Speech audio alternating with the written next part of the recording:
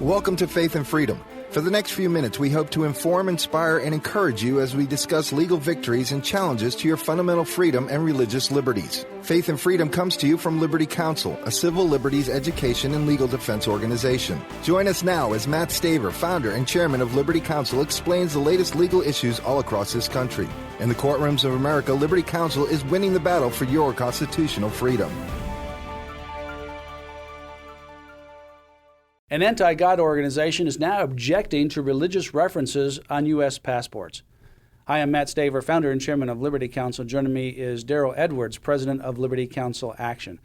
Deryl, this organization, Freedom from Religion Foundation, is a small organization, but it is headquartered out of Madison, Wisconsin, and is a very atheistic, anti-God, particularly anti-Christian organization. And now they're objecting to certain quotes that appear on U.S. passports, saying that they somehow establish a religion and should be removed. Well, the Freedom from Religion Foundation is being paid way much more attention out of proportion to its membership. I think it has 19,000 members nationwide. Mm-hmm. They've had strong influence in the military for denying chaplains the right to have a Bible on their desk and the right to pray in Jesus' name. And here now they're attacking U.S. passports because of statements, some of them from the founding fathers, Abraham Lincoln, Martin Luther King Jr., and it's just amazing that they want to eradicate everything that had ever been said on the basis of religion or God in the history of America. Yeah, you're right. It's only a 19,000 member organization, which is a very small organization. But it constantly sends out these press releases, and the liberal media pick them up and talk about them. And in some cases, they threaten to file suit. In some cases, they do file suit, although they're not all that successful.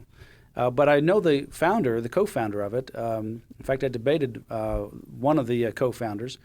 And he is a very anti-God, anti-Christian individual who hates God. In fact, he used to be a pastor, unfortunately, and he lost his faith, and now he does everything to go against God, particularly Christianity. So this is not a free thought organization simply wanting neutrality. This is somebody and an organization that wants to completely erase God, and particularly Christianity. But some of the quotes on the U.S. passport include the following. May God continue the unity of our country as the railroad unites the two great oceans of the world, inscribed on the golden spike. Well, that's part of our history. So you want to remove the golden spike out of there?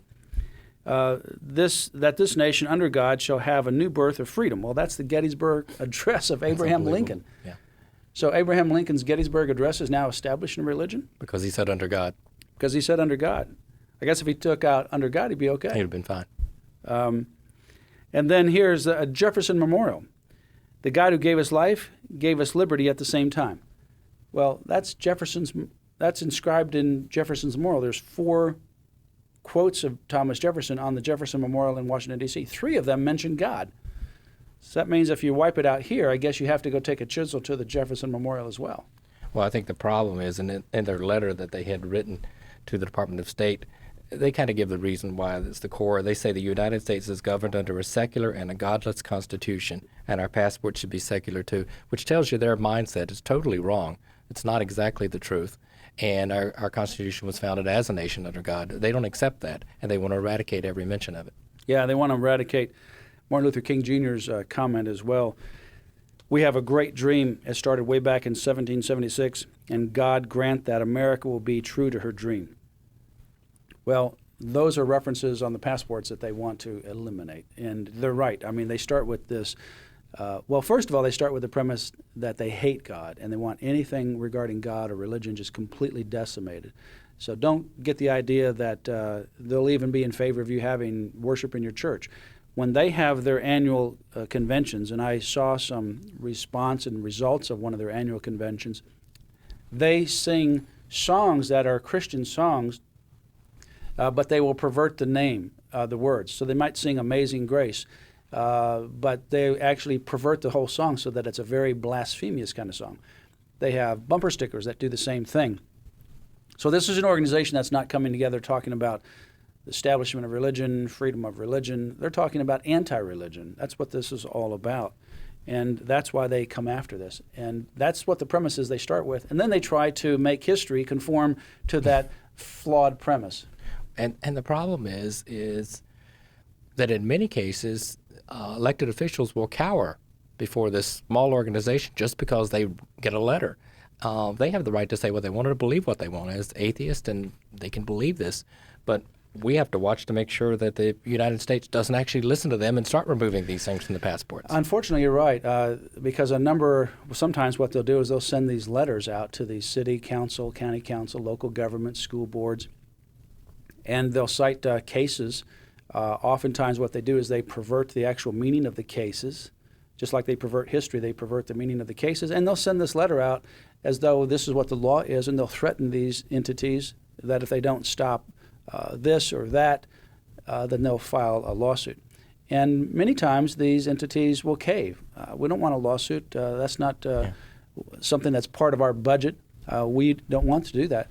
So I would encourage people, if you hear about any of these situations, whether it's Freedom from Religion, ACLU, Americans United for Separation of Church and State, an atheist organization, whatever, threatening your local community or your state, give Liberty Counsel a call at 800-671-1776. If we don't know about it, we can't get involved. Now, if we do know about it, what we've done in many cases is actually send a contrary letter setting forth what the law is, and then encouraging the entities or the leaders to do the right thing, and then giving them the resources that we will provide the free counsel and legal defense if necessary.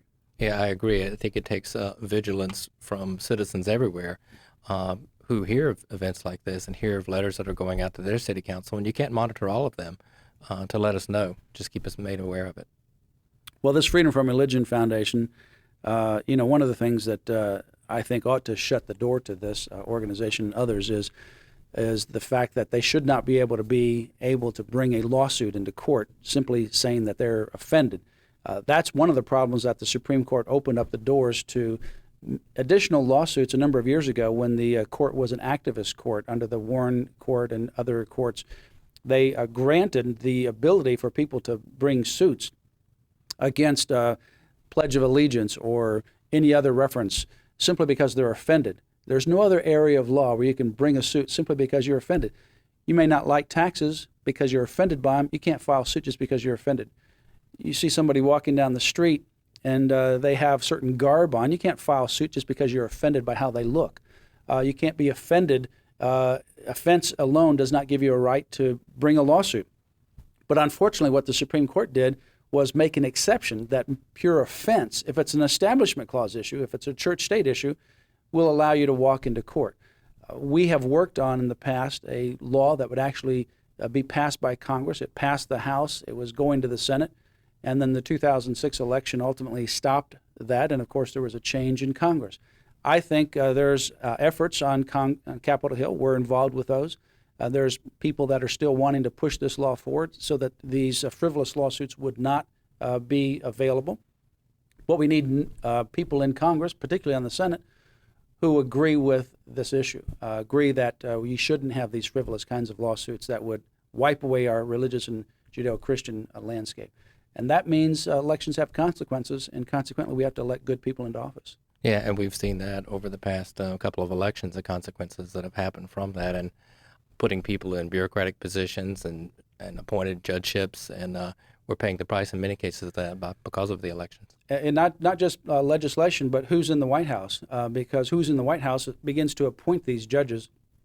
And if they appoint judges who could care less about the Constitution but want to drive their own ideological agenda, then we have problems. So elections have consequences. We've got elections coming up in 2013, 2014, different places around the country. No matter what election it is, we need to make sure that we're informed of the issues and that we move forward to make sure that our values are represented by the people who are in office. You can go to Liberty Counsel's website, lc.org, and we launched earlier this year, the Pastors and Patriots Initiative. As part of the Pastors and Patriots Initiative, we're talking to pastors and to members in the church. We're wanting to establish salt and light ministries in the church so that you can keep the pastor in the church informed of issues affecting religious freedom, the sanctity of human life, the family, and Israel, those important issues of liberty and family and life, and our relationship with Israel. All there in that church as an ongoing entity. It's part of our Pastors and Patriots Initiative.